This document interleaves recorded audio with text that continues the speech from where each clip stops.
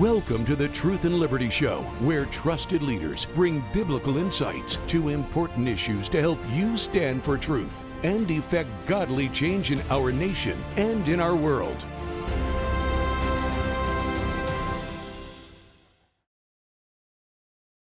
Hello, everybody, and welcome to the Truth and Liberty Show, where we've got a great program lined up for you today. I'm not hosting today, but my good friend Janet Porter is, and you won't want to miss today's program. Janet is the founder of Faith to Action.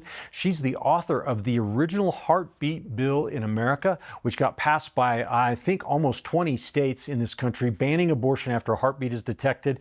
She's also a great culture warrior and a good friend of this ministry, so I know you're going to enjoy today's show. Hello and welcome to Truth and Liberty. I'm Janet Porter. I am your guest host, filling in for Richard Harris today. First thing I want to tell you to do is get his book. It is called Faith for America.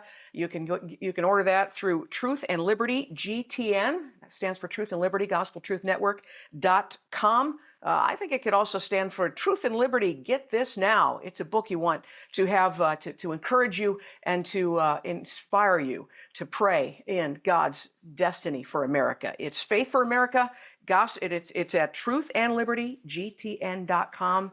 A couple of things going on in the news. You can't miss what's going on in Texas.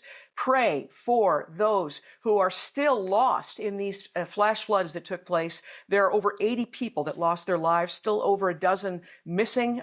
There's still a chance to rescue those babies, those children, those people who've been swept away. Some have been hanging on to a tree for dear life. So stop for a second. In fact, let's just stop right now. We just pray, Father, for Texas. We pray for those who are clinging to life, and I pray, Father, that you would, like a magnet, draw the rescuers directly to them, that they will not be missed, that they will not be lost. I pray comfort for every family that has experienced loss so far, and I pray against the warnings from the Weather Service that says there's more flash floods coming. We just stay against that. We just use the authority that Christ gave us, and we say, peace, be still. And we pray your protection over the people in Texas in Jesus' name. A lot going on. By the way, I just have to mention this. Dick Eastland, he's the guy that's founded Camp Mystic, where a lot of these young girls and young camp counselors have been killed through these flash floods. He gave up his life rescuing those girls, and that is worthy of mention. Also, there's a guy, he's with the Coast Guard. His name is Scott Ruskin. He saved 165 people. He's a swimmer with the Coast Guard. Kristi Hamrick just congratulated him for his great courage, and that's worth noting as well. But I'm going to step into controversy. I don't know when I'm going to be asked to be on again, but let me tell you, there's a couple of things going on in our country. Let me start with the controversy with Tucker Carlson and with Senator Ted Cruz. I love Tucker Carlson. I pray for him all the time, but he's wrong on this one. Ted Cruz is right. You know what? We're supposed to stand for Israel, and you don't have to know the chapter and verse to know that. Here's what it says, in case you're wondering. It's Genesis chapter 12, verse 4. I will bless those who bless you, and curse those who curse you. And in you all the families of the earth will be blessed. We are to stand with Israel, and that's a biblical position. You don't have to know the population of Iran to take that position. It's the right one. Okay, here's another controversy. We've heard about the big, beautiful bill.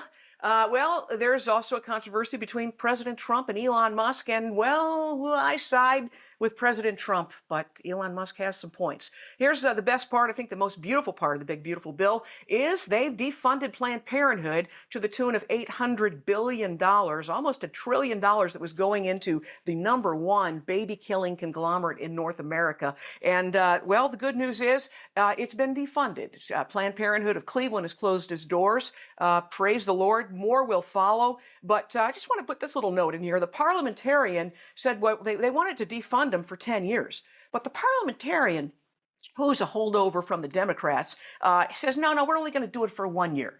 I think that maybe we need a new parliamentarian when they're blocking the things that President Trump wants, the things that we and those we voted for in Congress have promised us. And the parliamentarian comes and says, no, we can't do that. I think we can, and I think that there's some job replacements that perhaps need to be taken care of. But there's a lot of good things in the bill. If you haven't seen it, Richard Harris has an incredible rundown of what's in the big, beautiful bill. It secures our border. That's the first thing. That's another beautiful thing in this bill. There's a whole bunch of things. There's tax credits, and there's no tax on tips and no tax on overtime. And there's a child tax credit and a savings account, and the Golden Dome, much like in Israel, it's going to protect us from missile attacks. A lot of good things. But Elon Musk has a point. We can't keep spending ourselves into oblivion. I know the tariffs are going to weigh in and help a bit on that. And I know there's some discrepancy on how much the deficit's going to go up with this bill. But when I first heard about his idea for a third party, I thought, oh no, I don't want to Ross Perot ourselves into the minority again, where all they do is what the Democrats has promised to do, to impeach Trump yet again. That's their goal, to do nothing for the next 2 years. We cannot afford that. And I thought, well, you know what, though, the America Party that has been now filed with the FEC on behalf of Elon Musk. Originally, I thought, this is maybe a dangerous thing. This could create a third party. It could split votes. It could elect the wrong people, like we saw with Ross Perot.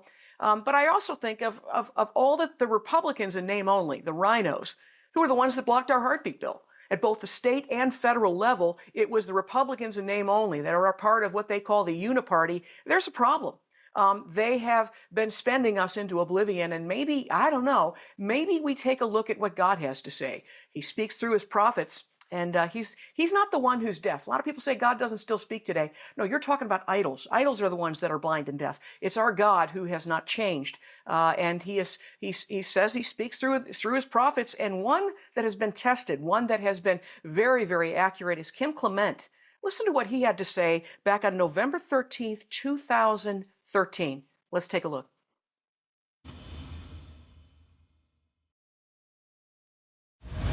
There's an American party that's emerging, a party that's going to outdo the Republicans and the Democrats, a party that's going to stand up for what is right. Of course, they'll have flaws, but you can see the disintegration of and the discord that's taking place in this nation. That's coming to an end. Maybe it'll take longer than you think, but it's there. It's like John the Baptist in the womb of Elizabeth, leaping when Christ comes into his presence in the womb of Mary. What made him leap? The presence of Christ. Listen, that's important because they weren't born yet. There are unborn things at this very moment that we need to realize, even though you cannot see them, they are present. You cannot see a child except for the fact that you can hear the heartbeat nowadays, and you can see the mother growing and so on, but you wouldn't know. But there are things present today that are not yet manifest, that will yet come, and it takes a prophetic eye to know what they are.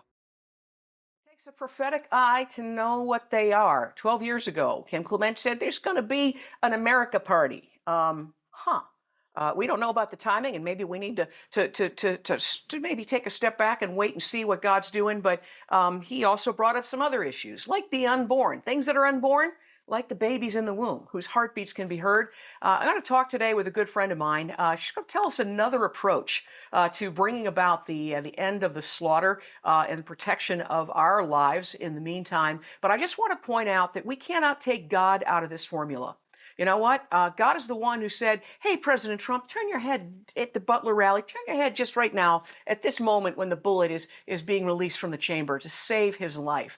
We got to remember, with God, all things are possible. It is in God we trust. That is our national motto, and we need to remember it. And I want to make a declaration right now that we can end abortion, not state by state, only state by state, but nationally as well.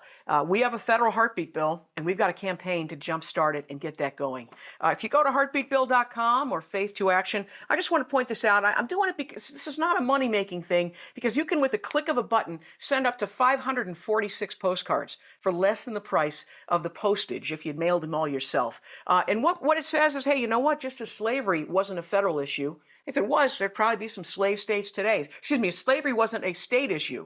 You know, if we just say, let's just leave it to the states, what they're going to decide whether there's going to be life state or death state. We didn't do that with the issue of slavery. Otherwise, there might be some slave states today. No, we're going to let them know that they were actually sworn to uphold the Constitution.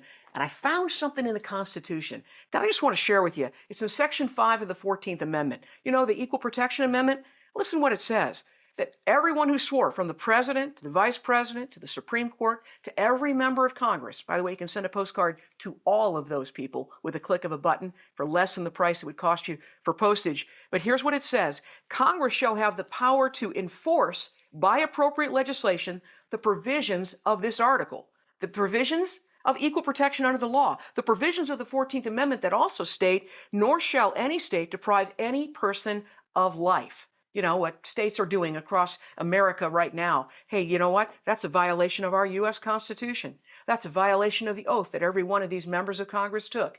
And you can do something about it. So let's jumpstart the federal heartbeat bill. Let's reach with the protective arm of the federal government, the protective arm of the law, which, by the way, is the purpose of government, said Thomas Jefferson, that the protection of human life is the first and only legitimate object of good government. That's why we have government. It's time they start keeping their oath. It's time that we start protecting those innocent lives who are in need of our legal protection. And so go heartbeatbill.com or faith2action.org, and you can click a button, send those postcards. Let's jumpstart that issue, because we're going to end abortion. As I told over 200 members of Congress, I'm telling you today, we're going to end abortion, and I believe we can do it nationally with your help. My guest is someone who's got another approach, one that I also like. Her name is Kristi Hamrick. I hired her first when I was president of Reclaiming America with Dr. D. James Kennedy at the Center for Reclaiming America as a consultant. She's now vice president for media and policy at Students for Life. Kristi Hamrick, thank you so much for being with us. Well, thanks for having me, Janet, and kudos to you. You have been a leader and a champion in this space for years, and it was an honor to work with you, and I'm glad to be here today. You know, I just want to go a minute down memory lane, because I remember I had just become president of Reclaiming America, and I said, you know what, Yeah. Kristi, I don't think we want to launch with the issue of homosexuality, but that's the third rail, as Dr. Kennedy would say. That's something it's going to be it's going to be some pushback, and yet that was when all the controversy. It was Trent Lott that said that we don't believe that in homosexuality it's a sin according to God's word, and then Mike McCurry, the Clinton White House spokesman, said that was backward thinking. And I said, we've got to respond. We've got to say something. And we put together a campaign. I remember I was at the Focus on the Family office, and I called and said, hey, listen, let's respond to this. Let's do a full page ad. And we suggested the Washington Times, the New York Times. It was like $60,000, and they laughed at me. But I happened to bump into Dr. James Dobson. I said, hey, Doc, Yeah. we want to do a campaign. He said, I'm in. I made that phone call back, and I said, yeah, I ran into some people that maybe you've heard of. These were a bunch of people who would meet in Washington. I was normally in that meeting, but for some reason I was in Colorado on that day. And I said, I ran into somebody, maybe you heard of him, Dr. Dobson. He's in. And the next thing you know, I get a call that we got the funding to do full-page ads, not just in the Washington Times, but the New York Times, the Washington Post. We ran in USA Today, papers across the country. It began with the message of there is hope for change. And I want to give you just one more little memory lane here. Do you remember when we ran that first ad in the New York Times? We had 18 groups that we asked to be a part of it, to express hope for change. There was a woman by the name of Ann Polk, who is a former lesbian. She runs the Hope Network now, reaching out to those who are struggling with homosexuality, letting them know that there is a way out, that God can set you free. But there was a wrong number in the New York Times. And I remember coming back to my office. Did I talk to you during this time, Kristi? Because this was a pretty stark memory where a buddy of mine called and he says, hey, Jan, how's it going? How's your day? I said, not so great. I just spent $60,000 for a wrong number in the New York Times. And his answer was, did you thank God for it yet? I said, no, I can't say that I have. He says, your staff is looking at you right now and what you're going to do in the middle of a crisis. And I got on my knees and we thanked God for the wrong number in the New York Times. And the next thing you know, we're getting a call from everyone. It was from Spain. It was from Australia. As Australia talks to Exodus International, a group of ex-homosexuals at the time, and they said, how did you guys, hear about us? How in the world did this thing go international overnight? He says, well, the AP ran a story about a wrong number. We don't care about that. We want to know about you. We didn't know there was such a thing as an ex-homosexual. Next thing you know, you tell me it was the cover of the New York Times? It was the cover of Newsweek. I know that. That was the cover of Front page, rather. Newsweek. Yeah, we got into the New York Times as well. I mean, it was widely covered. And I think because it was a conversation that at that time, it's a little bit like saying that men and women aren't the same when it comes to sports. It was a conversation that was at first quietly had. And then when it was noticed, it was a wrong number that drew the attention. Yeah, it was not only that, it was a cartoon in Saturday Night Live. It was a joke on the Tonight Show. It was something that penetrated the culture, and it's time that we do that again with the truth. And I just think that's very, very important. Well, I heard you, Kristi, speak at the National Association of Christian Lawmakers. I'm on the advisory board there, and you said something that we've been working on, but in the background. You said it, and this is a Right. message that I want to get to the director of the Secretary of Health and Human Services, Robert F. Kennedy, because we may not agree on everything. By the way, I pray for him all the time. I'm praying for him. God is Oh, moving in his yeah, life. He's cleaning up our food. He's cleaning up our water. It's a fantastic thing. But tell us what you're working absolutely. on. It's another approach in the issue of protecting life, and it may protect our own lives as well. Fill us in. Yeah, I think what people don't realize is that as a result of the changes that the Biden Harris administration made to chemical abortion pill policy, we are all drinking other people's abortions. Mm. Not in every glass of water that you get, but I'm telling you, it's there. Four of five citizens petitions that Students for Life of America has filed with the Food and Drug Administration details the compounds of chemical abortion pills, which are being flushed into our drinking water. And it's horrifying. We've got studies in other countries showing the impact of chemical abortion pills on aquatic life and on the environment. So the way that this works is with these two pills that you take to cause a chemical abortion, as approved in the United States. The first pill was designed by a so-called scientist out of France. He got money from the company that actually gave Auschwitz to the Nazis and created the drug that kills the Jews. This is profiled in the New York Times. He wanted to make an unpregnancy pill, a pill. It's not contraception. It was never used for medicine. There's nothing healthy about it. It was designed to disrupt pregnancy. He called it an unpregnancy pill. So you've got an endocrine disruptor that you're giving to women in pill one. Pill two is sometimes used for other purposes. It causes contractions. But to cause an abortion here in the United States with pills, it's two pills. So what the Biden Harris administration did in the name of COVID, they go, well, we don't want people to have to come to a building to get an abortion. We're going to let you mail these pills around, which breaks the Comstock Act, which is a law, but it stripped away all the health and safety standards, killing women, obviously killing the preborn, but we would argue creating all kinds of environmental harms. And let's be clear, I've been fighting these pills since the 1980s. It should be enough that they kill babies. That should be enough. It hasn't been. And then after the pills were brought on the market by Bill Clinton in 2000, it should have been enough that they killed women too. 2006, there was a whole congressional hearing talking about the damage that these pills were causing women. And what the FDA said at that time, well, it's not more than we expected. Seriously, that's your answer? That it could have been worse or it's not as bad as anybody else thought. But now we get to where it is today, where if you believe the abortion industry, and I don't because they're liars and there's no national abortion reporting law, but the abortion industry, the Guttmacher Institute tells us that more than 6 in 10 of abortions are flushed into our wastewater. That's like when Hold you it. think Repeat about a that. Say million that again. abortions a day, How more many? than Say that again. more than 6 in 10 abortions are committed with pills and flushed into our drinking water. So if you have an average of a million abortions a year, more than 6 in 10, that means 600,000 plus abortions. Frankly, if you look at data from other countries, I think it's closer to 8 in 10 or 9 in 10 because of international data.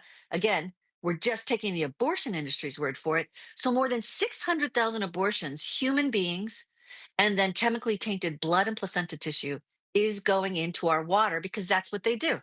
Take the pills at home, in your office, in your dorm, in your apartment, and flush these human remains into our drinking water. So these active metabolites, they go into our water. They are pernicious. And if depending on the kind of water that you're drinking it. And it exposes endangered species to chemically tainted blood, tissue, and human remains. I If mean, they don't care frankly, about the people, maybe they'll EPA's care about endangered species. I get it. exactly, exactly. It's We crazy. filed several amicus briefs to the Supreme Court, well, two courts, and then also the Supreme Court talking about the fact that the FDA is required to show that their policies do not impact endangered species. It's a box you have to check. never checked. Our Mhm. government has not done a study to show that a policy which they allowed, three Democratic Party presidents allowed, Bill Clinton first, then Barack Obama deregulated, then Joe Biden radically deregulated. So they've never shown that this change in policy is not harming the environment. And I know for you and I, Janet, we care first that the babies are being killed. And I would say a very close second is for the beloved women who are exposed to these pills. But I'm telling you, we are all exposed to these pills, all of us. So And you can see that in international studies, and in a study that I know is going to be coming out soon. Go ahead. I was just going to say to Secretary Kennedy, I just want to say this: we may have our disagreements on abortion, but we shouldn't have to drink it. And you're the guy who's Right. in charge of making sure we've got clean water and that we've got food that is not contaminated. And that's another subject as we talk about the human remains that are not being properly disposed of, how they're grinding up children, they're putting them in the garbage disposal, it's going into fertilizer, it's going in our food. That's cannibalism. And so we're just appealing to you, Mr. Secretary, to step in and make a difference. Because, Kristi, tell me if I'm wrong, you're not supposed to legally flush a goldfish down the toilet. Is that correct? Oh, And yet we're you're putting not down. supposed to flush. Right. And it's a very comparable size. You're not supposed to flush goldfish, but you're flushing more than 600,000 human beings if you take the abortion industry math. Fine. Recently, a bicameral letter led by Senator Langford and Representative Burkine and other members of Congress went to the EPA saying, at the very least, you should be testing for chemical abortion impact on our environment. At the very least, gold standard science. This is a follow up to letter that Senator then Marco Rubio and Josh Burkine led with members of Congress last session. Why don't we know? I mean, think about this, Janet. There's a crisis, a growing crisis in infertility, right? Miscarriage rates are rising. Yes.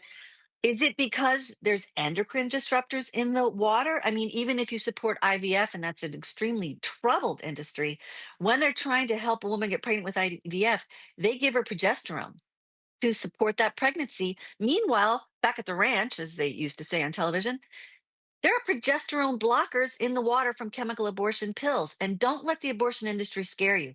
This is not contraception. This has got nothing to do with that.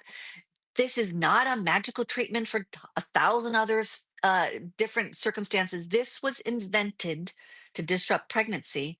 And I think a question that we need to ask ourselves at a time of rising infertility is it possible that the endocrine disruptors that we're drinking is leading to an increase in infertility and an increase in miscarriage rates? There have been stories out of Texas about all these miscarriages with cattle. What is it that we are drinking that may be contributing to it, and why are we allowing? This is a challenge question I give to members of Congress and the media all the time. Name another industry that is allowed to dump pathological medical waste, an EPA term, into our drinking water and say, well, just get back to us if you can prove it's a bad idea and we'll stop. Mm, What? What other yeah. business is allowed to dump medical waste and walk away from it? And if I find a good enough study, you'll stop. There are studies. Before we get this remedied, can you avoid some of this with bottled water? Does that help at all? Well, I'm a bottled water drinker now, I gotta tell you. I'm very picky about my water. I think it's worth people, especially people trying to get pregnant. And I think this is the thing too. Progesterone isn't something that only babies in the womb need. Women need it. It's a big support for our fertility, male and female. It helps sperm have their speed. It helps women with getting pregnant. It helps brain health. It's got a lot of things. There's a reason God made progesterone. You need it. So having a progesterone blocker in the water, not a good idea. And when we look at taking fluoride out of the water and other things out of the water, we Which should be Florida asking just did, by the ourselves, way. They just turned the "Ex- fluoride machines off. They have clean water now, as far as fluoride is right? concerned in the state of Florida. It was great news. It's fantastic news, and I really support the work that Secretary Kennedy is doing in getting dye out of the food and chemicals out of the water. But this is big. We have pivoted since Dobbs to an online no test chemical abortion pill distribution. And in the context of that, the Biden administration, because of their at home sales, is dumping all of this medical waste. And so, just to be clear, brick and mortar abortion vendors and hospitals can't dump human remains into the drinking water. So, why would a hospital be held to one standard and an abortion vendor another? Where's Let the me logic in interject that? here. I think it's important to note that there are 15 states that have heartbeat laws, and most of those heartbeat laws, if I'm not mistaken, have in there a requirement for testing. Before an abortifacient, before abortion can be performed, you have to test for a fetal heartbeat. If you can detect it, that baby's protected. But if you don't test for it, you can't just mail poison through the mail. It's a violation of the state and the federal heartbeat bill. So we can't just, issue chemical warfare on the unborn children, dump it into our drinking water. You have to have a test first. You have to test for a heartbeat. So I think we need to look into that. If you're finding that's being done in your state, check the wording of the heartbeat bill in your state, because a lot of them, and purposely, and I think most all of them, have a provision that you got to, before you get any abortion, any abortifacient, you got to test and show whether or not that baby has a beating heart that is detectable. So go ahead, Kristi. I didn't mean to interrupt you, but I just wanted people to know that. Not at all. That's wildly important. I want to throw in one thing though that we find when I testify around the country, when you talk to people, who loves these pills the best?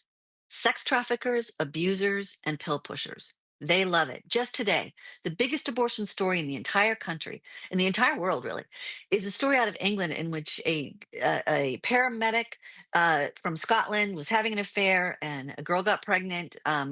His girlfriend got pregnant. He was a married man, and she wants the baby. He doesn't. So he sticks chemical abortion pills up inside of her without her knowledge or consent. And this guy's going to jail for 10 years. That's a story today. You can Google this all over the country. The Louisiana law, where a Louisiana state senator has a controlled substance attachment to chemical abortion pills for better tracking, and an anti coercion law to say you can't be nuking women with these horrible chemicals uh, surreptitiously as a criminal act. Um, that is because of a story out of Texas, where a woman in an estranged marriage, her husband slips her pills because he does not want the child that they made, and that particular individual also was charged, also went to jail.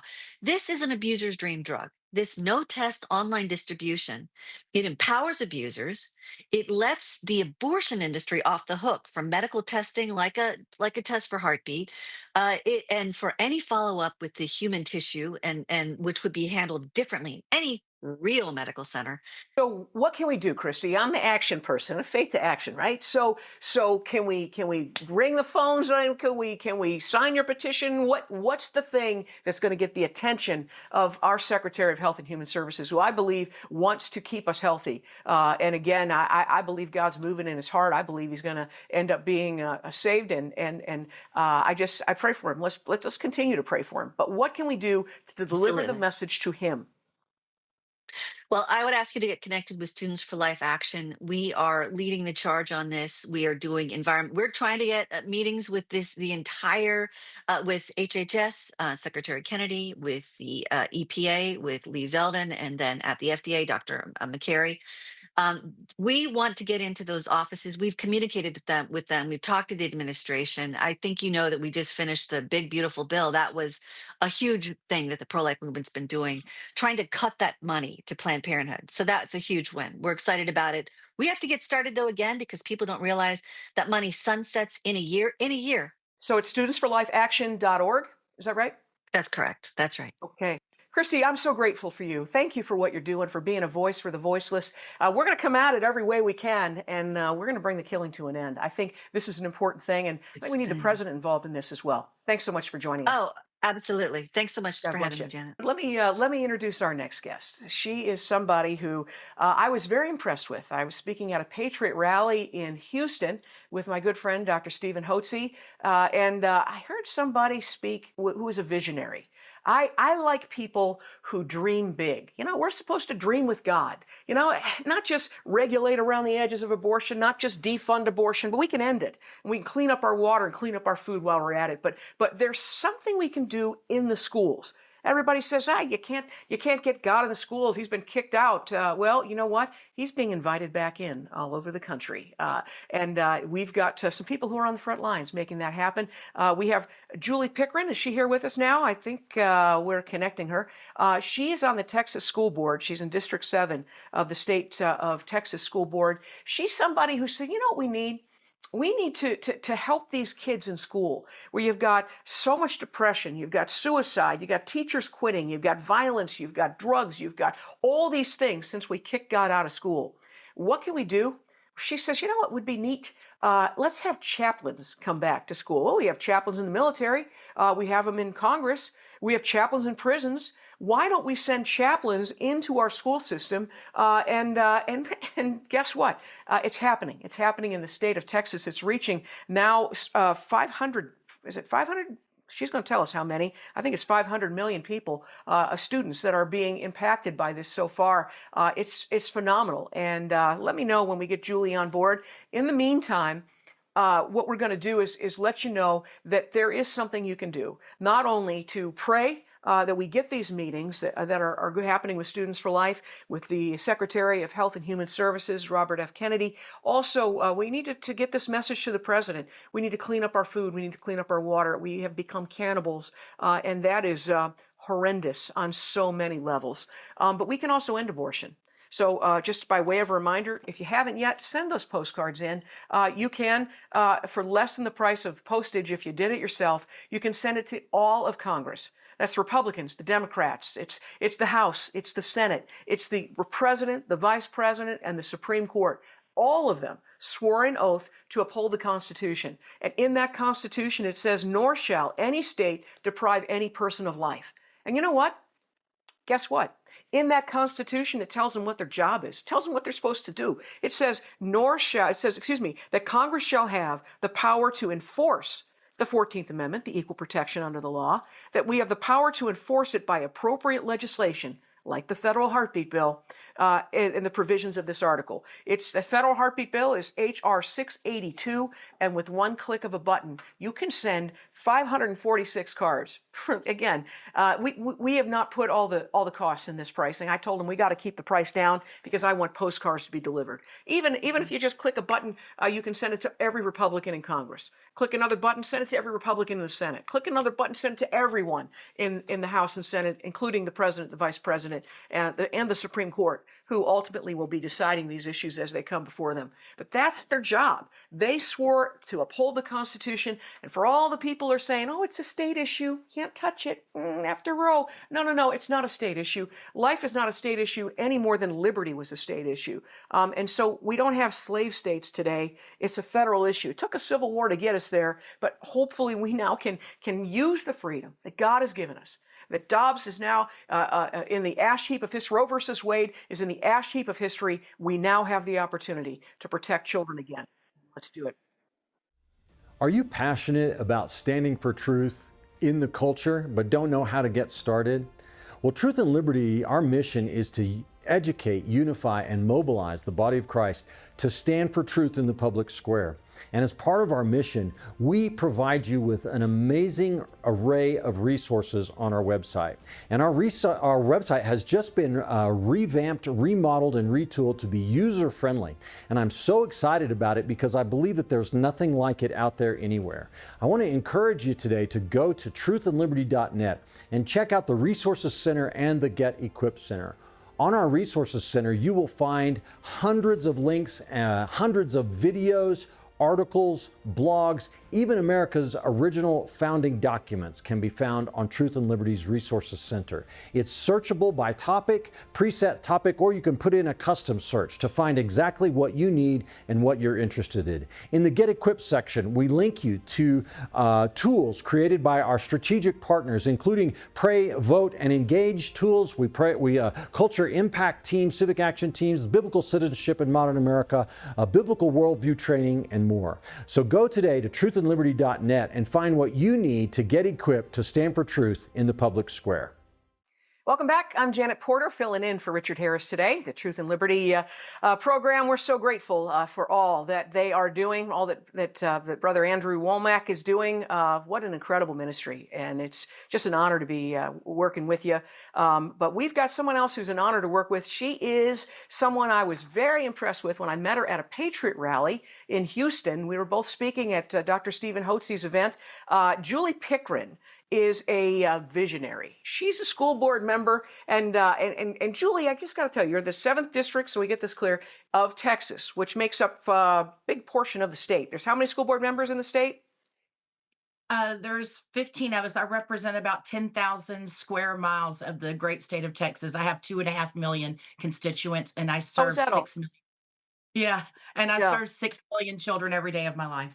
Wow, God bless you. You know, to stay-at-home mom, you feel like you have your hands full with six kids, 6 million you're working with. So that's quite a task. So I was impressed when I heard you speak about a way to solve the problem. You know, we take God out of the formula so many times. You actually believe our national motto, that it's in God we trust. In fact, you're putting it in schools all over the country. But I want to get to the place where you first started out and you said, hey, send me a printout of everything that's going on. And you realize something. I'm going to let you tell it. Tell that story of when you started as a school board member, how you prepared for the job. Yes, Janet. So I was first elected in Texas at my local school board, serving about 30,000 children where I live locally. And so when I was first elected to the school board, I come from a business background. So data means everything to me. I always say, in God we trust. For everything else, send me data. And so, anyways, when I was first elected, I met with our school superintendent of our local school district. And I said, before we actually have our formal meeting, I would like all of the data from the school district, everything, the good, the bad, the ugly, everything that's happening, everything that you send to the state. I want to review that data, and then we'll meet in a few weeks. So he sent me the data. And when I was going through it, there were things that I saw in the data that showed that there were problems with the issues of heart, right? There were things that only God could fix: human trafficking, prostitution rings, drug use, fights, even I'm going to say teacher retention, which was we were having a problem with. We were the fastest growing school district in Texas at the time, and having a little bit of problem with teacher retention. But there were things that were happening. Teacher morale was I low. just want to There were interject. Remember before we kicked God out of school, when the biggest problems were chewing gum, not standing in line, right. running in the halls, how things have changed, sex trafficking in the schools. This is serious stuff. So go on. You get all this data, and your truckload dumps out all these facts. What conclusion do you come to? So the conclusion I came to was that these were issues of the heart. And when it's issues of the heart, only God can fix it. So then I started praying and I started seeking the Lord, right? Matthew 6:33 says, seek the Lord, seek his way, seek his righteousness, and then all these things shall be added unto us. So I started seeking the Lord. Lord, how do we fix these things, issues of the heart? And so met with my superintendent, and I asked my local school board superintendent if we could form the superintendent's pastoral council or pastoral team. And so he agreed, and from there we moved on, and we invited every faith leader in our 252 square miles of Texas in our local school district. We invited every pastor, every youth pastor, every priest, all denominations were invited. Everyone was invited. We had about 300 people show up, and we were very honest with our faith leaders and our community about what was happening in our schools. It wasn't the glossy white, make everything look great pep rally. It was the reality of the problems that we were having. Which campuses had the highest level of poverty? Which campuses where people actually they didn't have any food on the weekends? The children only had food Monday through Friday at school, and there was no food at home on Saturday and Sunday. Where was human trafficking happening? Where was the drug abuse happening at the highest level? So we just laid everything out very honestly with our faith leaders. And the beautiful thing that happened is about 80% of them said, sign me up. I will do whatever I can to help. And Mm. so what we did was we went ahead and put them through a special background check. And then we gave them credentials to where they could come on our school campuses during the lunch hours. And the As chaplains, is that right? Yes, as faith leaders, just coming in there, Mhm. not as a teacher, not as a coach, not as any part, any employee of the district, but just welcoming them on our school campuses during the lunch hours, hang out with the kids, talk with the teachers, just be there, just to be somebody who represents God inside the school building. As And the volunteers. Volunteers, completely volunteers. And the effect was amazing. As we say in education, the temperature of the campus came down, less drug use, less fights, just families being served. On Friday afternoons, we had several campuses where our local churches would actually deliver food for families for the weekends so the children wouldn't go hungry on the weekends. I mean, it was tremendous. But I'm going to say a benefit that happened that I wasn't expecting because we always say there's unintended consequences, but there's also great benefits whenever you invite God back into your situation. In this case, it was inviting God back onto our campuses. The great benefit was teacher morale went up. Teachers had a safe person to talk with. The other great benefit was that the temperature on the campuses came down. Now it's not just constantly in crisis mode trying to, break up a fight or abuse of a teacher or it wasn't just always in crisis mode. The temperature of the campus actually lowered and education became the main thing again. And really what was amazing also, Janet, is how fast it changed. To get to receive data like what we were receiving, you would think 2, 3, 4, 5 years, right?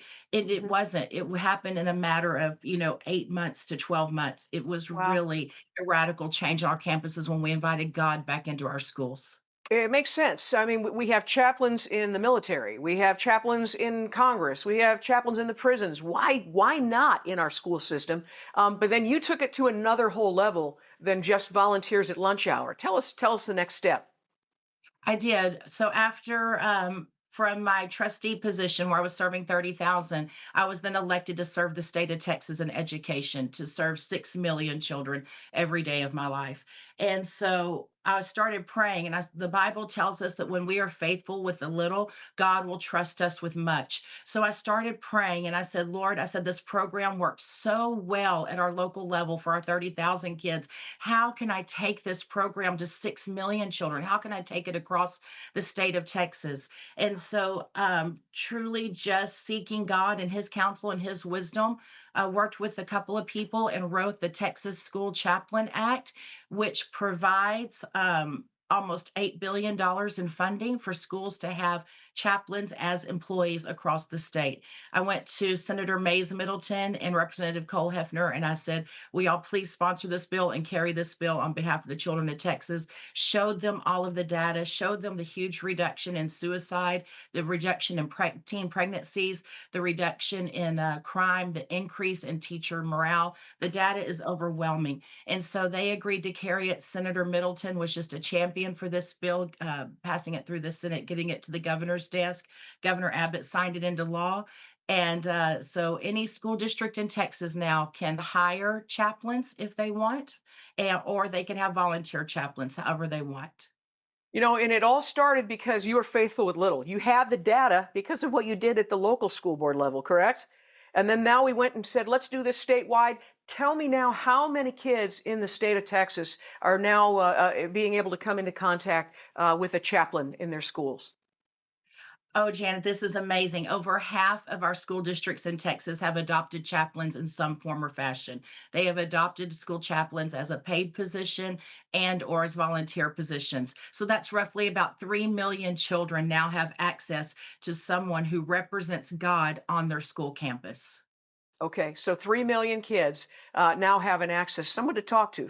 Something happens, they have an entrance way to God, and I imagine that a lot of those kids, they introduce to the pastor who's there, or the volunteer, or the chaplain. They then get plugged into the church community, as you said, for help with food, with counseling, with whatever they need in a community. Are you seeing some of that too?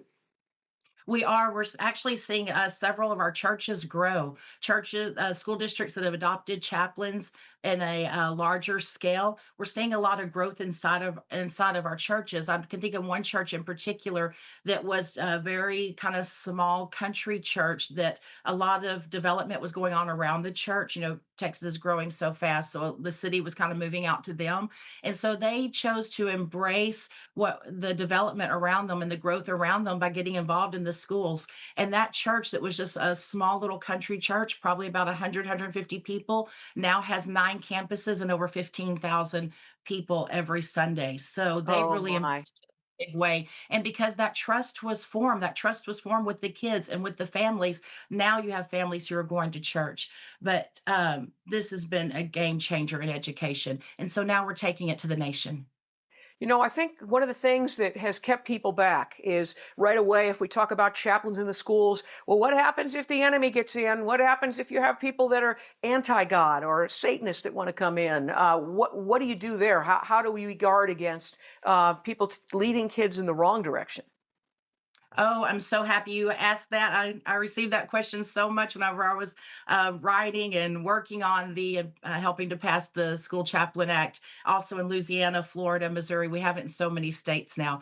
But I've received that question hundreds of times. And the answer is that you cannot have a Satanist as a chaplain. It's not allowed. It doesn't meet the definition of what a chaplain is or what the U.S. Constitution sets up for who can be a chaplain. So you absolutely cannot have a Satanist as a chaplain. If you could have a Satanist as a chaplain, you would already have chaplains in your hospitals, your airports, your Department of Defense, your prisons, and there's no such thing. It just doesn't exist. This is what the other side uses as a fear tactic, right? The people who don't want God in schools. This is the fear mongering and the fear tactic that they use for people who do want it to kind of back away and say, "Oh, maybe I don't want that. Maybe that's not what I think it is," or no, it's a lie. It is not true. You cannot have a Satanist as a chaplain.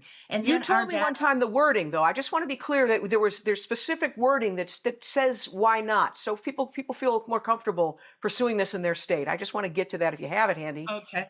I do. I do. Actually, there's what's called black letter laws. Black letter laws are also known as common law. They were the laws that were governing America pre-US Constitution. Okay. So this is going back to the very foundation of America. And in Yeah. the black letter laws, you cannot have an anti-God or what they call blasphemous or anti-God message that qualifies as a religion or qualifies for a chaplain in that instance. And so the black letter laws are very clear on this. And so I know I said this was from the founding of America, pre-Constitution, but black letter laws, according to Harvard Law Review, black letter laws have been upheld over 150 times in America's courts, all the way up to the U.S. Supreme Court, all the way up to just a few years ago. So the court system, the government fully recognizes the legitimacy and the importance of black letter laws. So that's why you do not have Satanists anywhere in chaplaincy. That's great. So how many states have enacted this, have brought this to their school systems? So Texas was the leader on this. I'm very proud of Thank that. you. That's awesome. Yes, and then also Louisiana, Florida, and Missouri, they have also passed it. We have it filed in 18 other states. So I think it is very reasonable to believe that school chaplains will be available in half of America within the next 12 to 18 months. I also encourage you to get the rest of your school districts, not just 3 million. Let's get the other 3 million and get that going. By the way, I spoke yesterday after church with a woman who was a dean of a university here in Cleveland. And she was forced out because she wouldn't bow to the LGBTQRSTD agenda. That she wouldn't have her picture with the rainbow flag. That they're force feeding down everyone, and just to have somebody to talk to that is going to hold your confidence. Somebody that can help direct you to the help that's available to you. And do you have any stories of how these chaplains have helped students? Because I imagine they're saving lives there by talking to kids who are depressed, suicidal, those that have been the victim of bullying, things like that. Oh, I we don't have enough time today for all the stories of how chaplains have helped children. Give me one or So two.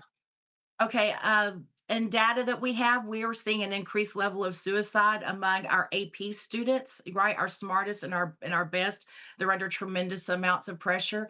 And just from AP students that have contacted me that have said it is awesome to have somebody of faith, somebody that understands God's ways that I can talk with to unload all of this pressure because our best and brightest, our top 1% students are under a lot of pressure to perform, to excel. They're they're in a very competitive situation. So just having someone that they can talk to talk about the pressure and the stress. The Manning Foundation did a study and they said that an AP student in America faces the same amount of pressure and stress as an 18-year-old going off to active combat.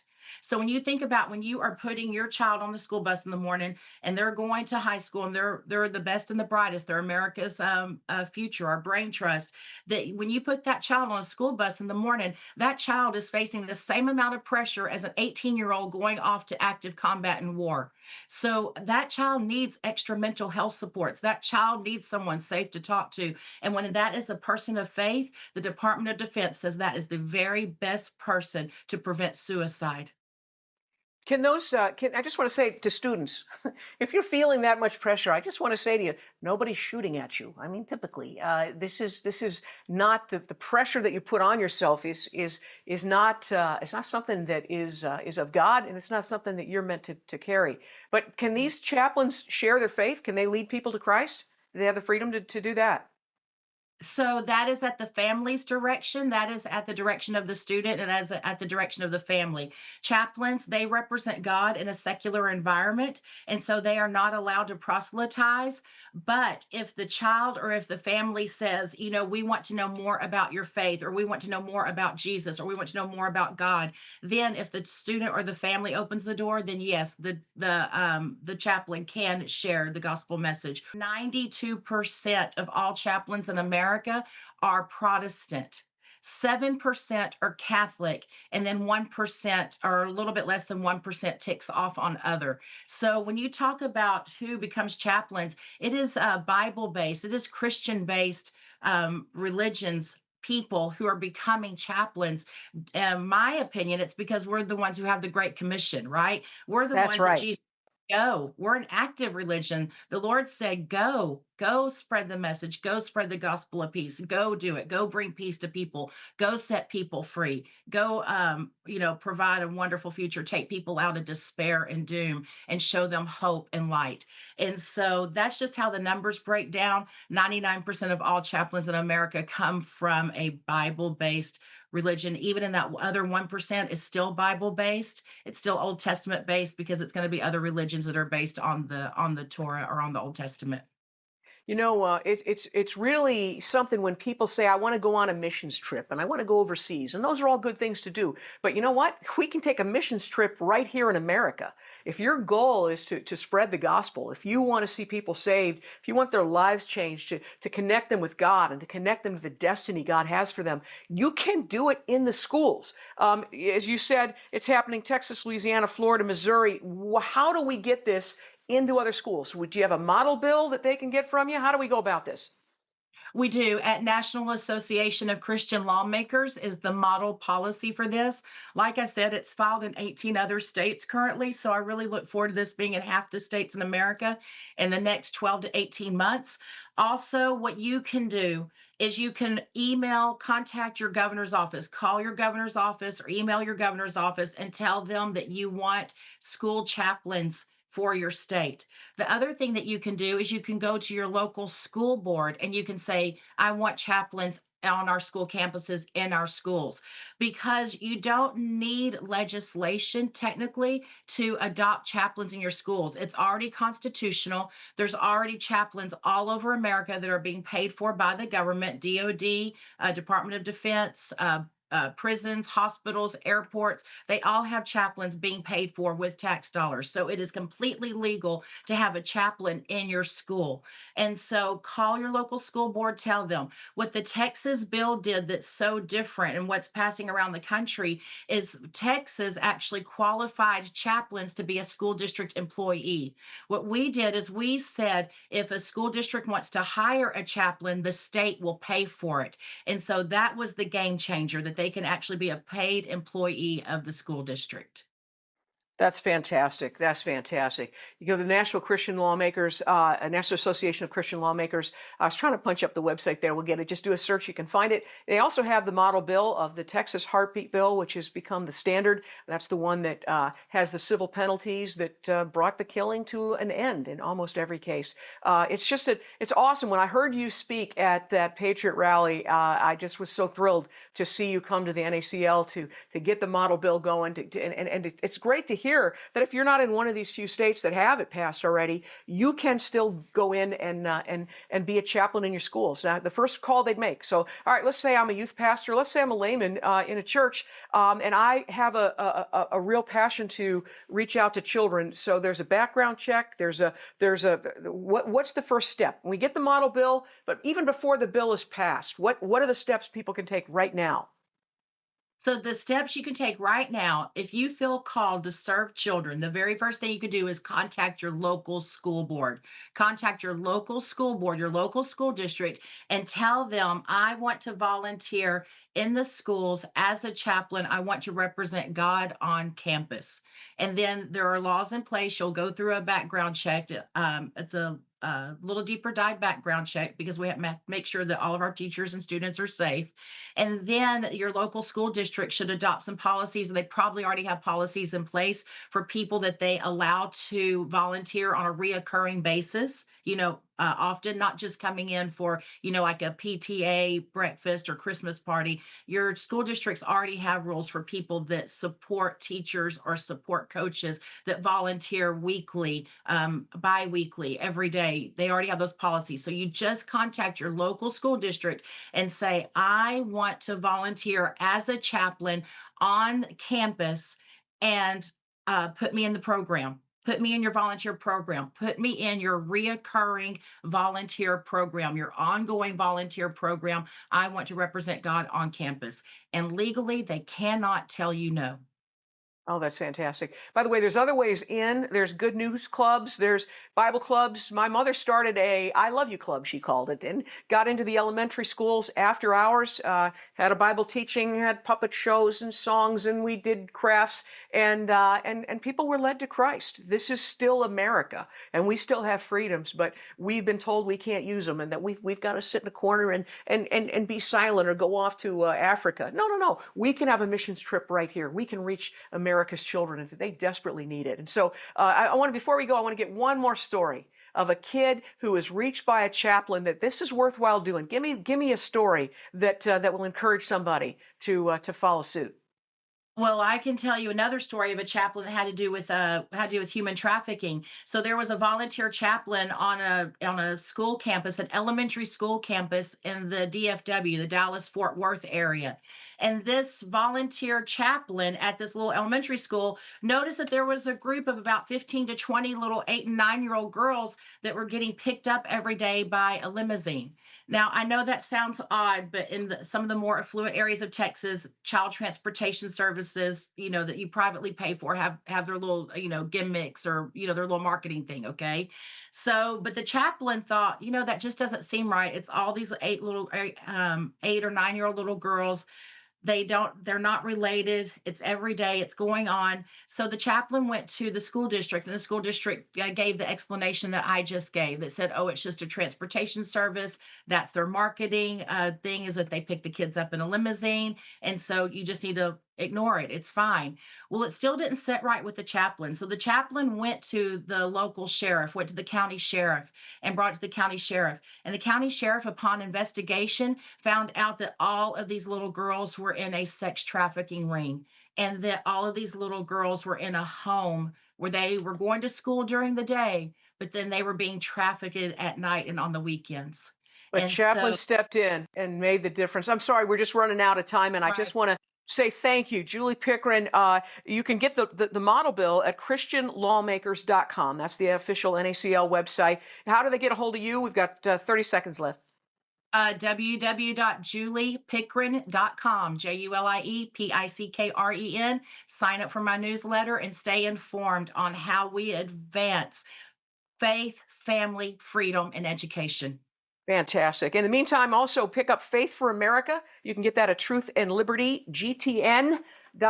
Faith and for America. It's a book you don't want to miss. Thanks so much for joining us. Thanks again, Julie. God bless you.